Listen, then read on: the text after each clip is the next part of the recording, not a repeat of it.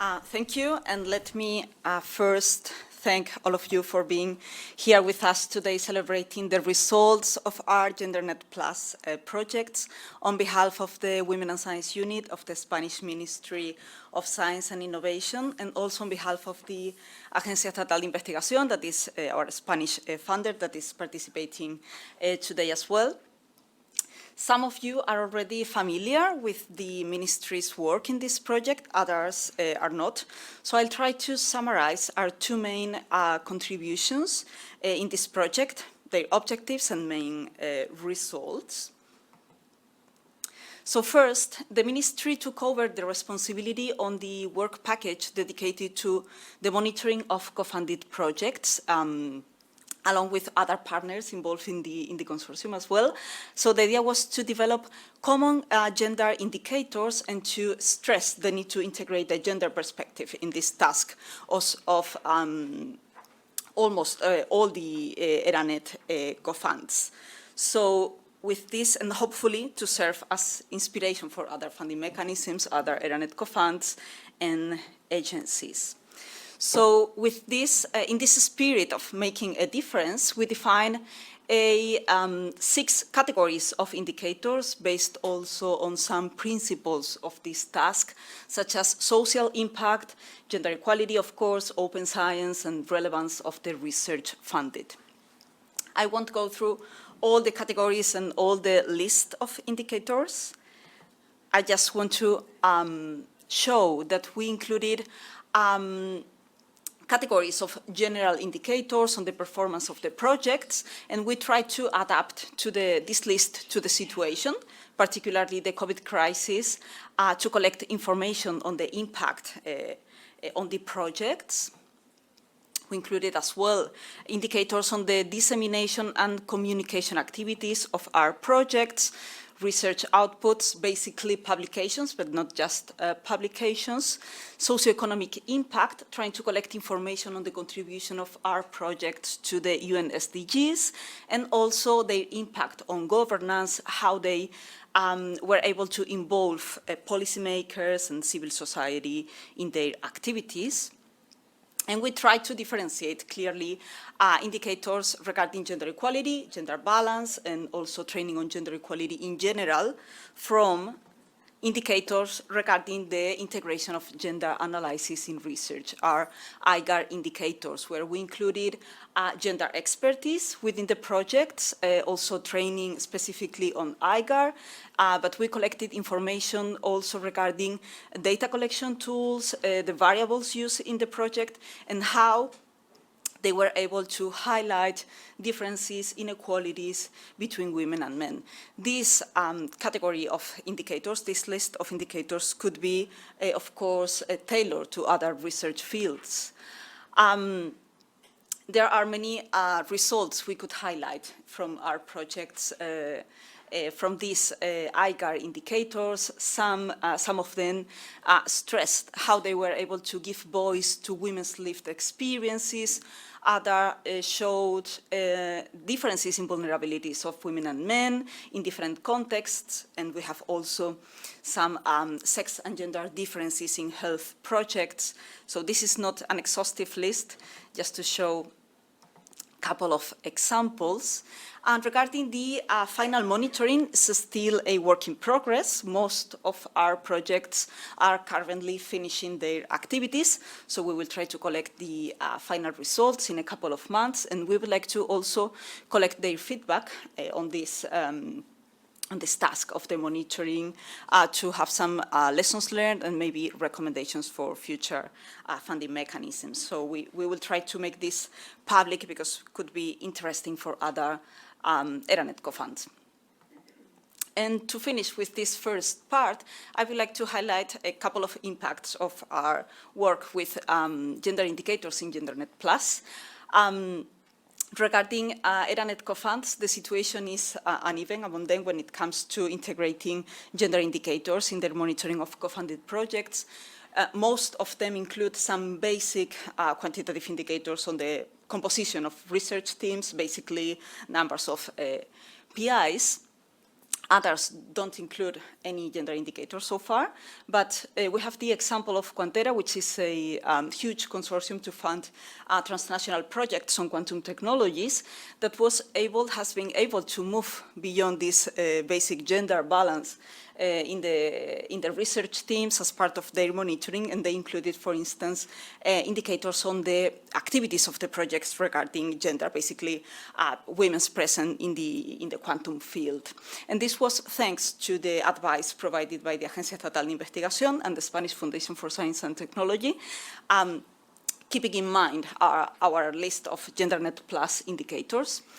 Other echoes could be found in other type of organizations, such as the Barcelona Supercomputing Center, a research performing organization that is promoting our GenderNet Plus indicators, but for a different purpose.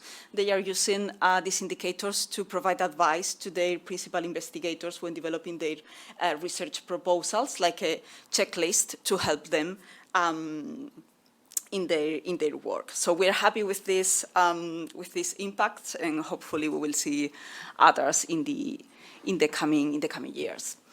So our second main contribution in this project is, and as part of the additional activities of the consortium, is the comparative analytical report on national initiatives on the integration of the gender dimension in research and innovation content. The idea was to provide an updated compendium of these IGAR policies among funders, as has been was done before by former GenderNet, ERANET, but trying also to provide new insights in terms of policy advice for this kind of gender dimension in research and innovation policies. Let's say the idea was to move from this stage of awareness, promoting, spreading the word of these IGAR initiatives to the phase of defending consistent, coherent, and sustainable policies to integrate the gender dimension in research and innovation among our funders. So these are the main contents of the report that is public, based on 20 responses from national authorities and research funding organizations, basically from the consortium, but we were able to include some of them outside the consortium as well. And we collected, for instance, information on their sex-gender analysis initiatives, and we were able to see how some of them are quite popular, for instance, requiring applicants to consider how they are considering sex-gender in the proposals, distributing guidelines, for instance, but for instance, including gender experts in the evaluation panels, encouraging gender experts in the research teams, and, for instance, having specific funding programs on gender studies in place are not so extended among the funders. We collected also updated information regarding challenges and needs. We could see how the challenges had not changed so much since 2015, and the needs of the funders to promote this kind of policies, such as more awareness on IGAR, capacity building, training materials, but also mandatory policies. We could also promote some promising practices among our respondents, some of them with a long tradition in this gender dimension in research and innovation activities, such as the Swedish Research Council, the Irish Research Council, but others, such as the Technology Agency of the Czech Republic, that could be considered at that time a newcomer a couple of years ago, but with nice results on their activities. But I think that the core of this report was this idea of proposing an RFO framework to integrate the gender dimension in research and innovation through the whole cycle of research projects. Because we could see in this report how most of the funders include a couple of initiatives in one of the phases, basically requiring applicants how they are integrating sex and gender in the preparation of proposals, but there are not coherent and sustainable initiatives in the other subsequent phases. especially when it comes to the monitoring and evaluation of the research funded. So this is why we concluded that one of the main tasks ahead for the funders was to close what we call the IGAR gaps in the funding cycle of research project and stress this idea, this key message that the gender dimension of research and innovation needs to be consistent during the whole cycle, basically to be able to assess the impact of our policies. So in the conclusions of this report, you will find how we were able to highlight these promising practices, how many of the respondents reported to having plans to integrate some of these specifically IGAR policies in the future, and we can confirm that this is the case for some of them today. But also we could see that there was a huge diversity and disparities regarding gender equality policies on IGAR in spite of the efforts at EU level. And as I suggested before, research funding organizations conduct sometimes isolated, sometimes combined activities regarding IGAR, but do not ensure consistency and sustainability. If we consider previous recommendations from GenderNet report in 2015, we can claim that some of the recommendations had been followed by the funders, for instance, providing clear definitions and guidelines on gender balance, gender equality in general, and the gender dimension in research and innovation content. But still, we know that there is some confusion among research funding organizations, especially the ones with less experience in these policies. And also, many RFOs have adopted specific policies or strategies regarding IGAR. However, there is still room for improvement, according to our respondents, regarding having this support from the high level of their institutions for the development and implementation of these policies, and also the necessary budget and resources for a sound implementation of these policies. So you will find in the, at the end of the report different recommendations from GenderNet Plus Consortium.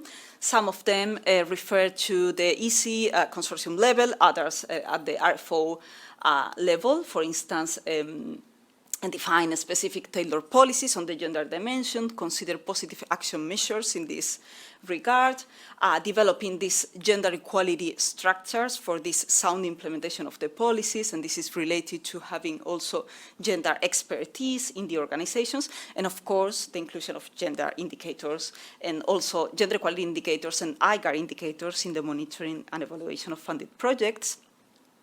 But I would like to stress this recommendation regarding the sustainability of GenderNet Plus activities in the European research area, since the experience shows that once RFOs engage in this kind of transnational activities regarding the gender dimension in research and innovation, they tend to take steps further.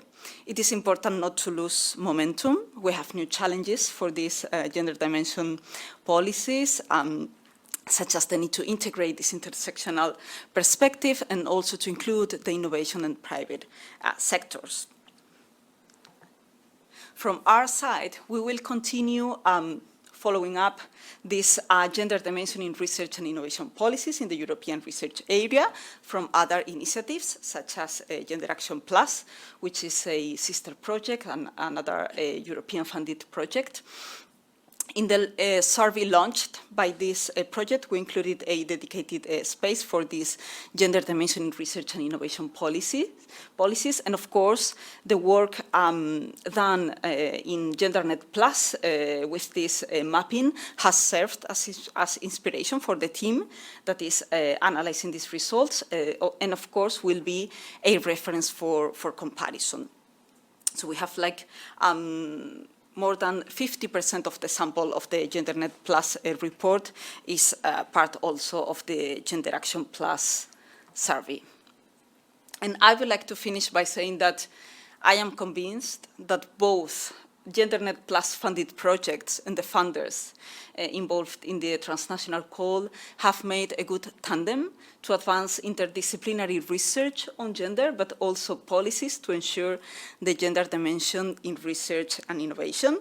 I sincerely hope that we will continue working together in this objective. We will find a way to ensure the sustainability of all your successes in the funded projects. I have personally learned a lot, so thank you so much for these years working together.